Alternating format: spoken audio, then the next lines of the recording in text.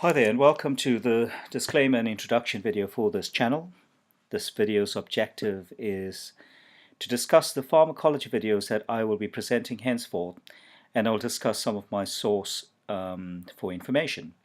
You'll find that most of these are accessible via the internet, but some sources require subscription, like medical journals and of course buying the various textbooks.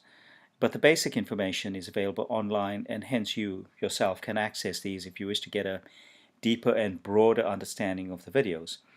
My pharmacology series will follow 4 streams, starting with the pre-basic for patients, and these are ideally suited also for their families and carers. Then a basic series for entry-level healthcare professionals, or even patients that wish to get a deeper understanding of the medications and illnesses. The next 2 levels are intermediate and advanced, and this can be used by medical professionals that are already qualified or in the process of being typically in the higher education platforms.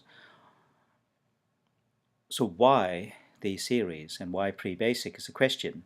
Well, I'm often asked by patients to discuss some of the medications in simple language, and of course that reach is limited.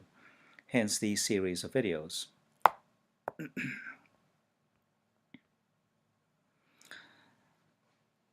So to give you an understanding of my sources, I would say the primary source for information is NHS Choices, and you can access this quite easily at nhs.uk.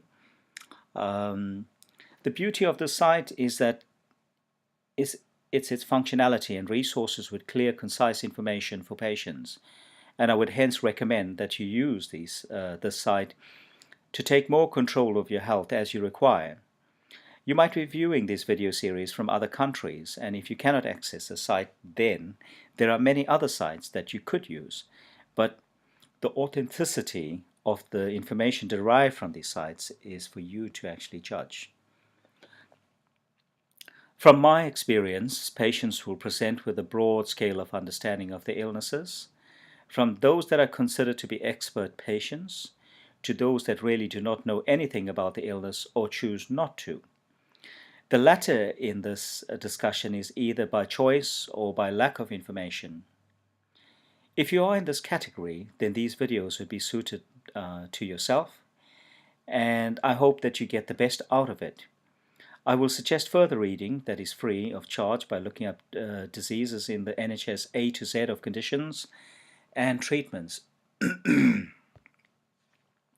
Some questions about medications are usually driven by new research, which, with each drug, treatment plans evolve and get more specific as lessons are learned.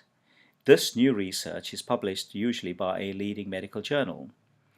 Each newspaper or news media company would have a person that is assigned to research science or medical research and offer the interpretation for their readership.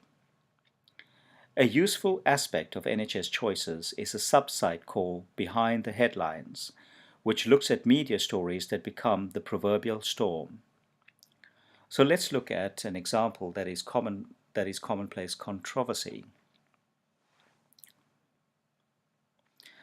Antibiotics seem to be occupying the headlines for many years, and it is commonplace to find that patients, in some instances, have not completed their prescribed course as they felt well. I might suggest that one has a read of the simplified interpretations of the study that have reached the media, and then look at the comments from the specialists that are asked for their opinion. In this example, we'll scroll down this article and look at the conclusion and analysis.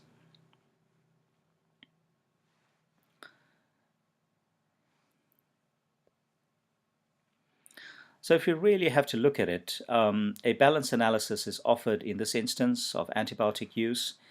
In this one study, it seems reasonable to take the advice of the person prescribing the antibiotics until more studies support this narrative. The analysis further supports the need for more research, which is currently what is occurring for most medications and not only for antibiotics. When one sees the conclusions discussed in this objective manner, it makes more sense and thus gives the patient more ability to rationally consider their treatment options as opposed to fear-mongering. So let's look at the headlines and consider what is behind the headlines as published. From The Guardian, the headline suggests explicitly that the rule to complete antibiotics is wrong, which for people that read the headlines only could be misleading. This particular article, in The Guardian that is, explores the study in a bit more depth, but the headline itself has the impact of the message, as we do know. This also rings true for the Daily Mail as well. With the Daily Mail, it is easier to identify the impact on the reader by the comments, and it might be worthwhile having a look at what the Daily Mail reader might take home from this article. Most people that have commented seem quite livid by this article and have expressed their concerns in the comments. It might be interesting to know what risk, from their understanding, they might place on themselves after misinterpreting this article, or even if they found this misleading even. Sly News has the same stream as with the others, and they of course have a broad readership, and so too does the Telegraph. But exactly what do the experts say is the question. This article originated from the BMJ, or British Medical Journal, hence the source is considered to be quite authentic. The point this article made was a question that has been raging, and it is thus no real news at all. It does beg consideration for how the drugs are administered, and there may be reasons why patients are taking more than required. The article feeds more to describe a particular point. Take the medications exactly as prescribed rather than completing the course. It is a good point, as often there are more drugs in a box than the days in the prescription, hence the specificity of the statement becomes more obvious. So the big news article was not much any news, as each medication goes through a risk versus beneficence test. That is, to treat or prescribe with the intention of giving the least amount of drug for the desired effect. The complexity of giving broad prescriptions to each patient that presents differently for the same illness always remain the question for the healthcare provider.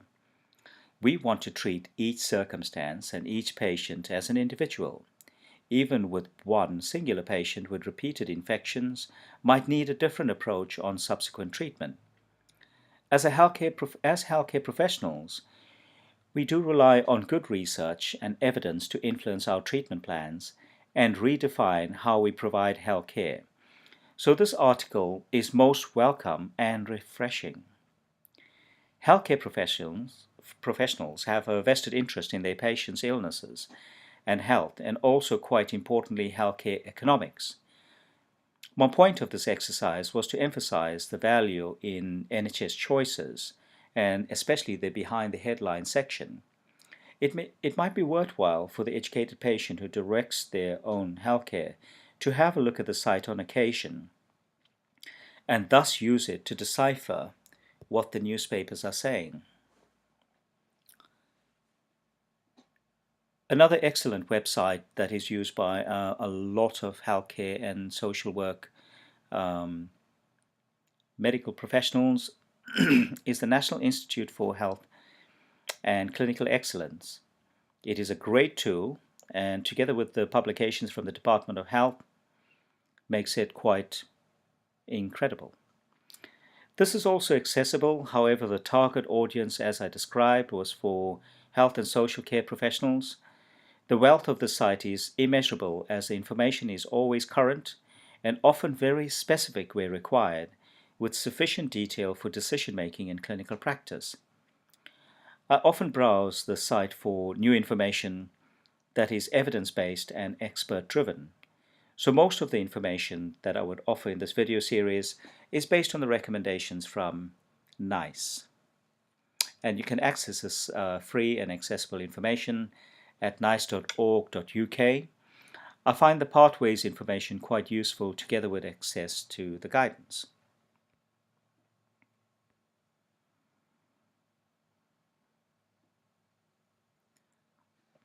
NICE also has an A to Z of guidance of most illness pathologies, and I explained in some detail.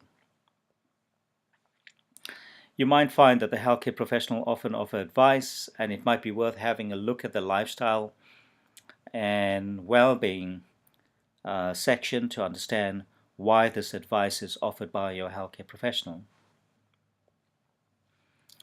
An aspect of NICE that I use is the British National Formulary, or the BNF. The British National Formulary, this resource offers healthcare professionals current advice and understanding of medications and their interactions with others. It is a useful resource that is updated frequently, and the information from the BNF is as current as the latest issue. As I will be using the information from this resource, please be aware that the information I offer is as current as the date of the video being uploaded. Medications are subject to constant review, and better therapeutics are available as health evolves and medical management of patients evolve as well.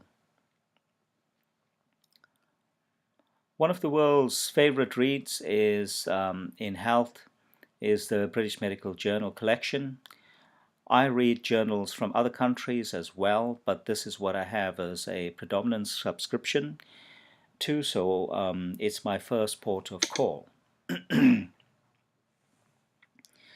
of the BMJ collection, one of my favorite reads would be the Emergency Medical Journal, as medical emergencies is my favorite subject.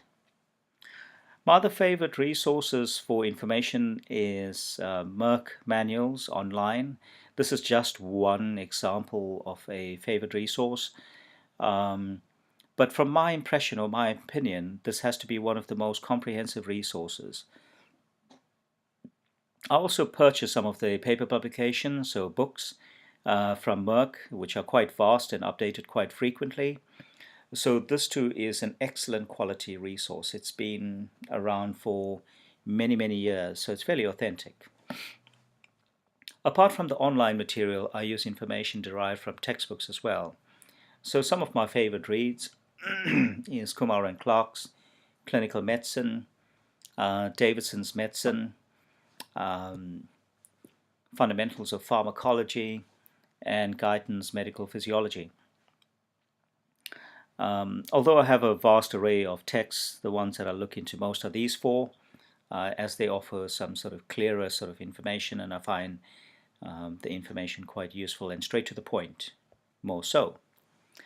Another great resource is a patient information leaflet that one gets with one's medications.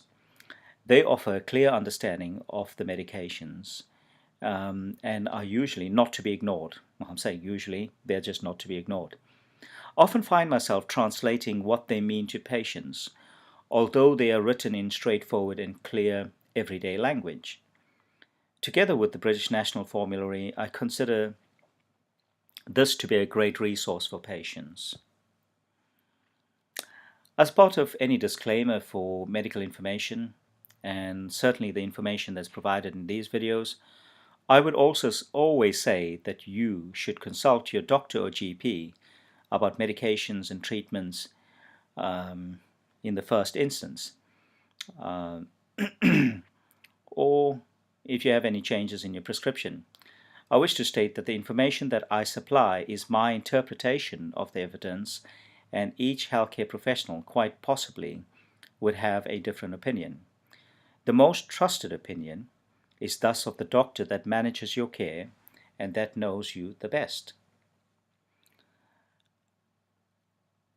Another great source of information is your pharmacist, and you might find that they have a wealth of information regarding your medication, and certainly this is in their field of expertise. So together with what your doctor recommends, consider asking a pharmacist if you need more information on medications. Well, thank you kindly for watching this introduction video and disclaimer video, and I will hence update the video series as time permits, and I hope that you will find this information quite useful. Please like the page on Facebook and like the videos if you actually do like them, and subscribe to this channel if you wish to for more information and information as it's being updated. Also, please comment on the articles, and it will help me to make more videos as time progresses. And again, thank you kindly for watching, and with regards.